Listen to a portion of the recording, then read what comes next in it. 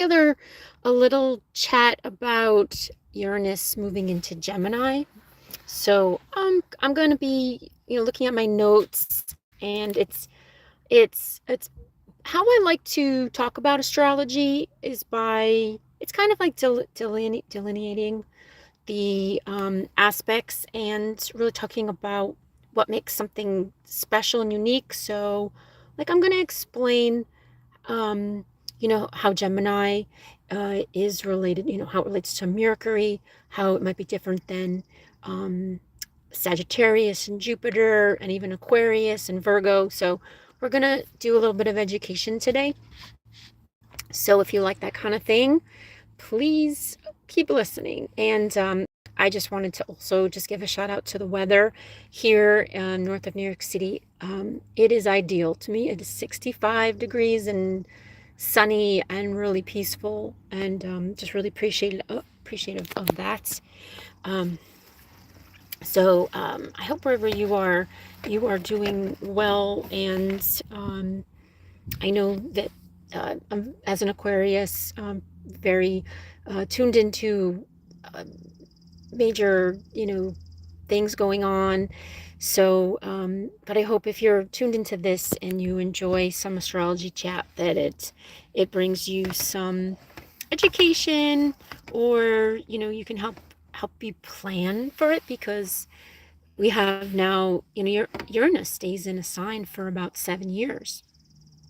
And so here we go. We're into Uranus into Gemini, following Uranus in Taurus. So, and I've been doing these lives. I appreciate them. So I only get one chance. I can't delete it. So bear with me as I get used to this format. Thank you for your time. So, okay, so starting with Gemini.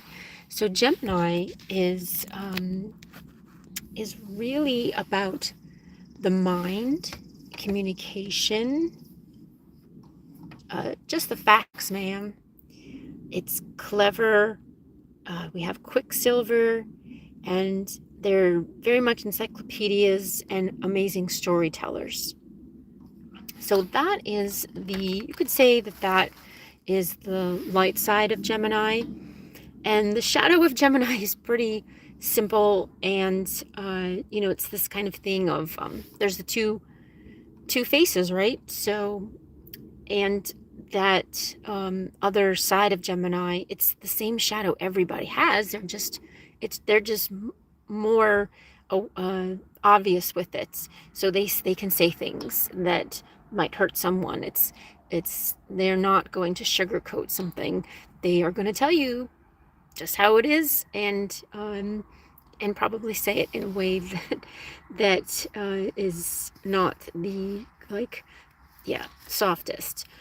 So Gemini having those two sides, the truth is though, again, everybody has a shadow side, and everyone can say hurtful things. Gemini is more about that, because it is about the mind. This is how we operate. And so we could say that Gemini is the lower mind. And I've never really actually realized that might not sound great, but it's just, I'm going to explain that here, because my background is in Western astrology, and I did, was that in 2015, 2016, I did a certificate in cosmic consciousness astrology. So that is in my repertoire as well. And so, as Mercury is also related to the mind, and Hermes as the psychopomp, which can go between realms, that's why it's so unique. It's Hermes is the only god that can do that. So it's all about those connections. It makes you start to think about neural networks, and how memory works, and how we put how we put things together, how we have understanding and knowledge and language. So another thing is that I'm not going to get too much into it, but the whole idea of magic as well. If you're talking about Hermes, Trismegistus, the Trisgrate, uh, that so uh, we're gonna I'm gonna explain why um, magic is so much a part of this work, and that's also magic with the C and magic with the CK, um, because both are about um, really the power of the mind. And the last like major symbol would be coyote medicine, that trickster energy, uh, that um, that the mind is related to, as and how, again, clever people with strong Mercuries and Geminis are, and that trickster and ability to um, kind of show us things in a different way. It can also be there's the coyote medicine can be bring in that clown energy. And though it is interesting to note that I've heard before that the astrology sign that relates to um, comedy the most would be Cancer. So which is ruled by the moon, but they're back to back. So I think that that's important. Um, these signs. So the difference would be we would call the higher mind more related to Sagittarius and Jupiter. And uh, that would be the higher mind's connection to well, teaching. So relaying back information, understanding something in a way that you're able to teach it.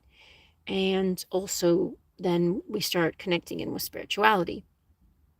Um, because when we first had the first 7 planets as the whole system, Jupiter would have been the one connected to spirituality, and so related to both Sagittarius and Pisces.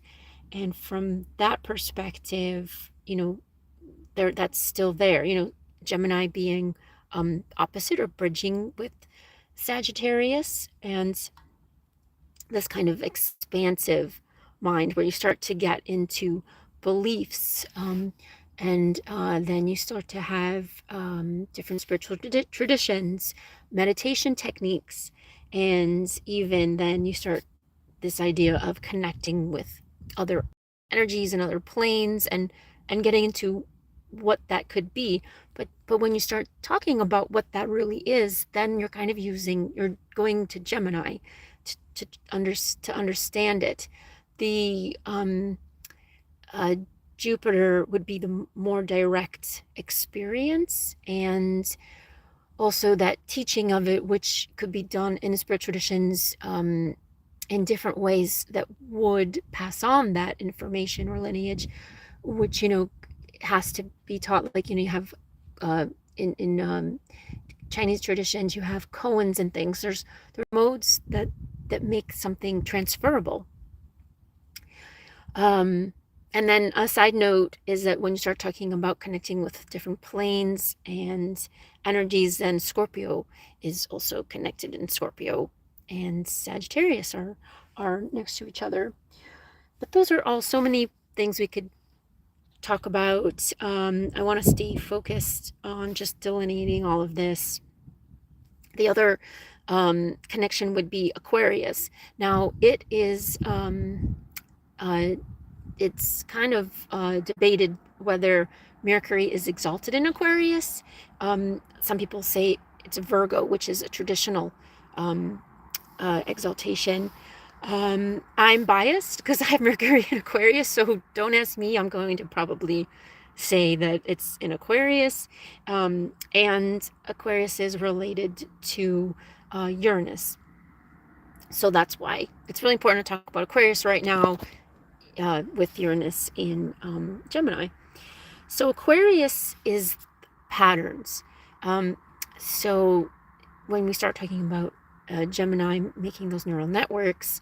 Aquarius would be that awareness of the entirety. And this kind of idea of getting downloads and there being ultimate truth, that is very Aquarian.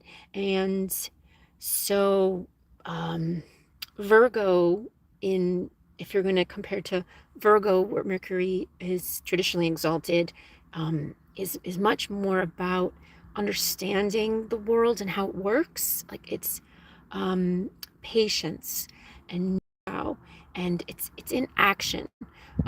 Virgo as a home of Mercury, it's Gemini and Gemini and Virgo, um, is I always picture it's like to me, the medicine person or medicine woman in the woods, knowing the herbs, knowing how to heal, or someone very good at their craft, really good at anything, knowing how things work in making something, like getting your hands dirty, cooking.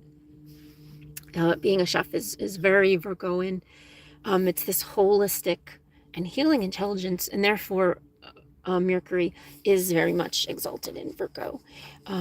Like understanding how something works takes a lot of levels of knowledge and practice and time. And like intelligence, healing is an intelligence. Being able to understand the body, the mind, body, spirit, and knowing modalities, or again, like the earth and herbs and nutrition, and what could bring a healing to the whole system is a lot of knowledge. So Uranus is, you can even see it in the glyph. If you look at it, it's the cross with on the sides of the cross are ellipses, which represents, or actually it's a half. Um, uh, it'd be like related to the lunar symbol. So being it means reception, or being receptive, and that overall the symbol looks like a satellite. So it's Uranus is taking in all of that information, and through all of the senses, and maybe there's more than 6 senses. I need to think more about that, but I definitely think there's at least 6, and I don't want to start going off all these paths. That's why I have all these notes, because I would just keep talking. So this Uranus is taking in all this information from all sorts of places. Again, the senses are operating at different levels, maybe even, at different times. You start getting into time and space, and some of them could be very high, different frequencies. Uranus and Aquarius are related to idea of awakening, and this is for evolution. So I'm sure you're hearing a lot now more about Uranus and how, wherever Uranus is, it's going to, you're going to have these surprises. You're going to have these jolts. It could also, relate to natural disasters and emergency events. And all of that has to do with, it's going to shake you up. It's going to get you out of your day-to-day. Your whole priorities in that moment change. And yes, that is related to trauma. Uranus is related to trauma. Aquarius is as well then. And so as Uranus is related to trauma, then we need to think about what that means in each sign, and how that relates to PTSD and different types of events. And I mean, we just had Uranus in Taurus, which I kept really focusing on the earth changes and disasters like that, and climate change. And so we've definitely had that awakening. I mean, folks are either in denial about that or not. And so, and yeah, you could start talking about how perhaps there's technology that can also affect climate. And that, if you know more about that, please comment. I haven't really researched too much. I definitely think it's possible to probably real. And next we have the idea that wherever Uranus is, so this goes, you can look at where Uranus is, the sign and the house is where you need autonomy. This is where you need to do things your own way. So in this way, remember again, Uranus is an outer planet past Saturn. So I do think like a long time ago, probably at some point, there were populations, hope I'm making sure it's not too noisy outside, that there were certain civilizations that knew that there were planets past Saturn. But when we're talking about general traditional astrology, Saturn is the demarcation between our life on this planet, the solar system, and then everything beyond it. They didn't, if they didn't know there were other planets, Saturn became, that was God. And afterwards, I think, I remember the date. Okay, I think it was 1792. I think I'm wrong. I might be wrong when Uranus was discovered. It's definitely around the time of the big revolutions of the time period. I'm not really great at remembering facts all the time, the details. So you could assume what that means about my chart. And so when you have, again, this, so Uranus became, when it was found and discovered, it's then setting up the fact that that level where Uranus is the level of the gods. As the first planet past Saturn, that represents this power, or this, you could always say, is it part of us? Is it part of the human consciousness? All the planets represent a consciousness. Or is it something outside of us? So you can look at it either way. And I can share that I think it's both. I think it depends on how you're looking, how you're existing, that it's all one, and different times in different mind states and different body states, if you're in a body or not, how you would experience that. But the concept of gods being outside of us, or existing outside of this world where Saturn is the border, starts to show you that this awareness, this consciousness, God consciousness, would be outside of everything. But how do you tap into that? But that idea of being rudely awakened is that idea that there's forces acting upon you from outside. And that's where you start to get into some of these philosophical conversations. And the need for autonomy is important, because you need this direct experience. You need this direct understanding. If you're only learning from other people, like, okay, so say the Gemini is you studying. Okay, you learning, you going around and researching, and then putting that together. Then Sagittarius is this spiritual kind of opening up to there being these more ideas, and attuning to something higher, and there must be more just tapping into our technology that we have to, it would be to elevate consciousness.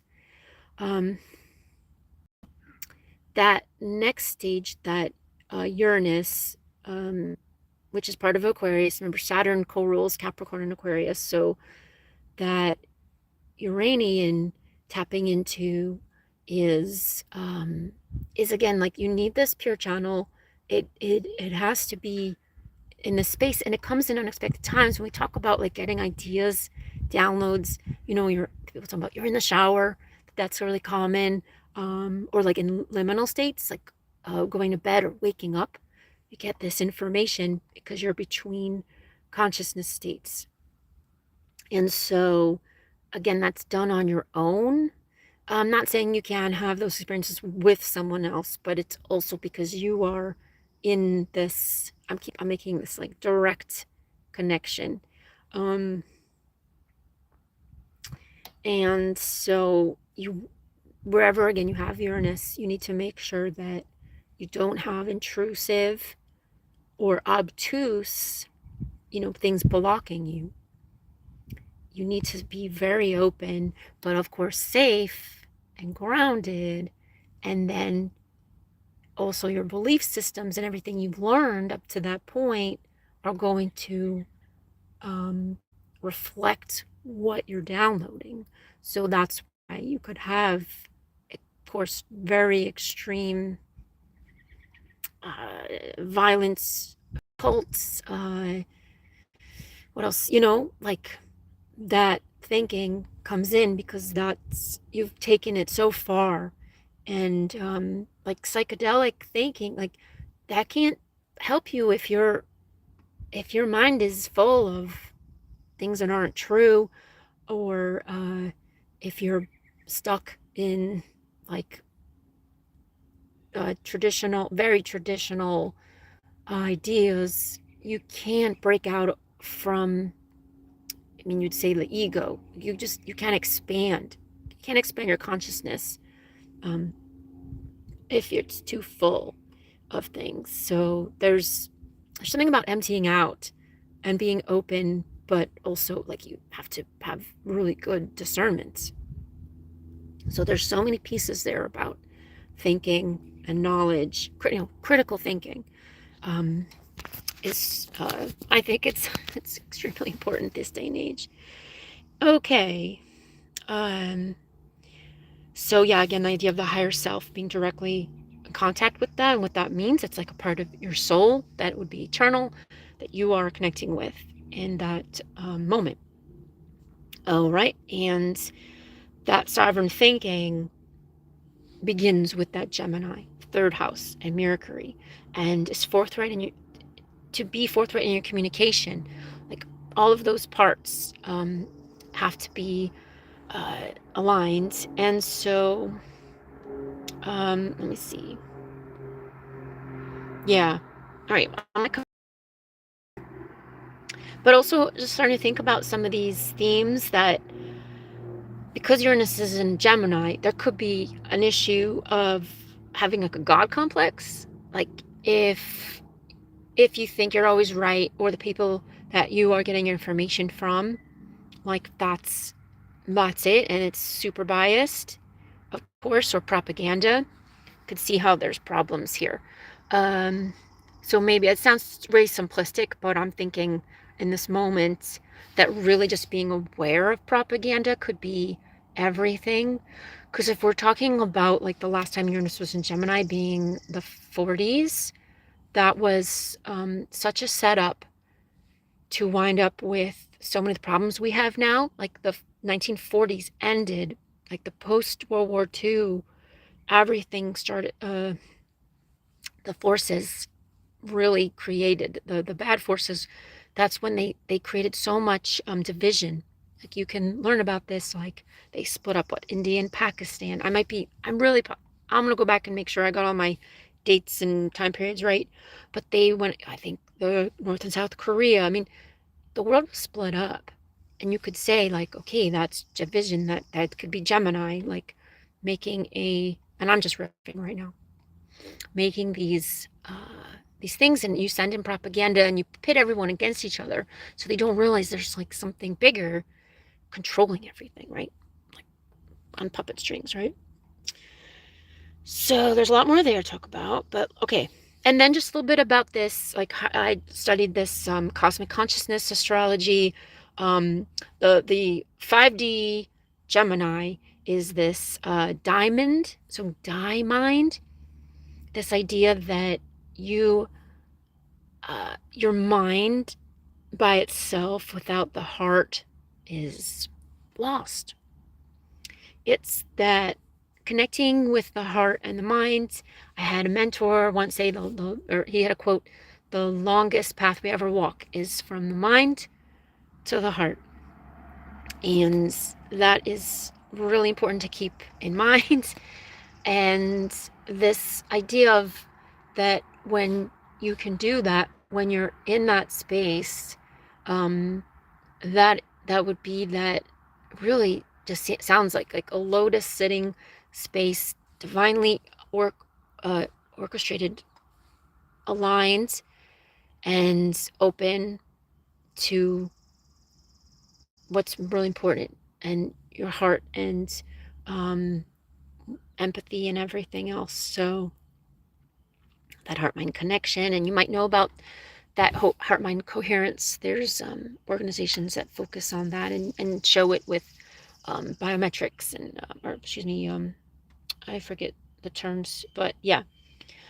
And so we're starting the Pluto Uranus trine. Pluto's in Aquarius and Uranus in Gemini. So that conjunction happened in the 60s that did break up open a lot of in Virgo, and a lot of truths and healing. Would have been that wholeness concepts, and a lot of the Eastern traditions showed up in the West. And yes, there could have been some manipulation of that by wrong powers, but it still is really true that that happened. And of course, that's got to do with the civil rights era, and a lot of important things that are happening now, with governments and powers that even relate to the 1940s I was talking about, with manipulating states and everything. So there, you could say that having Uranus and Gemini is some sort of God level knowledge. Um, but you can see how it could be tricky for the mind to take on so much of that. So that's what I really want to talk about. Because with this trine to Pluto and Aquarius, there's so much power of consciousness. So there's so much to tap into. So we really got to know how to do that and how to be careful doing it. So here's like what I think the big nuggets are. This Uranus into Gemini, which happened on this past Saturday. I'm making this on Monday the 27th. It went in on April 25th, 2026. You might already be seeing it, and you probably even felt it a few days before, because something like Uranus, these outer planets, you're going to feel ahead of time because it's outside of time and space, okay? It's going to show you where your mind has been lacking, information you may have missed, gaps in your knowledge. It's going to call out mistakes you may have made in the past, problems in the sources that you are always going to, and can give you better research skills. Namely, what would be good to do is to talk to more people, to ask more questions, go in various directions, and get lots of different input, and figure out the type of input that is needed to figure something out. But again, discernment's really important. I'd love some Geminis to be in the comments fleshing some of this out. And then I'm almost done. With the North Node still in Pisces, there's this, we still have this mystical quotient involved. You know, all these planets moved out of Pisces, but the North Node is still there for a little bit more time before it goes in Aquarius. So I wrote that the data will complete the story, this Pisces part, because there's been a huge Pisces story, with Neptune just completing since 2021, when left in January. I might forgot already, January, February. And so that is still really important, because that's our evolutionary direction. So all of this would be helping you to align with your soul, higher self, and everything. And then, of course, you want to look at your chart, depending on the house it's activating, What skills do you need to improve your understanding of this area of life? And how does it aspect your own Mercury? So I'll just end with a little personal piece that I woke. So Uranus moved into Gemini on Saturday, and that is my 7th house. And so my first night dreaming, I woke up Sunday morning. In my dream, I sang a whole song. It was like I was singing along to the radio, and it was um, a song by When in Rome, uh, called "The Promise," and I forgot. It was also I love the 80s music, and it was also, you might know, because it was featured in Napoleon Dynamite. I think it was when they were slow dancing. So that song is all about communication, and it's kind of about apologizing.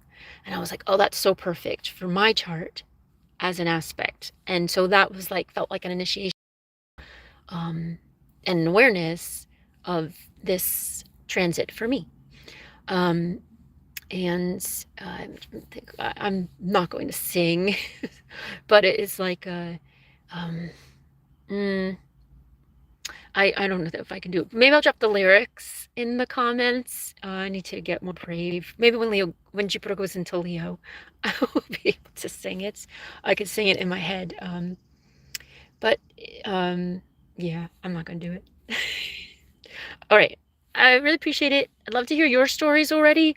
If you have some stories, any more questions, say more. Was this clear? Was this helpful?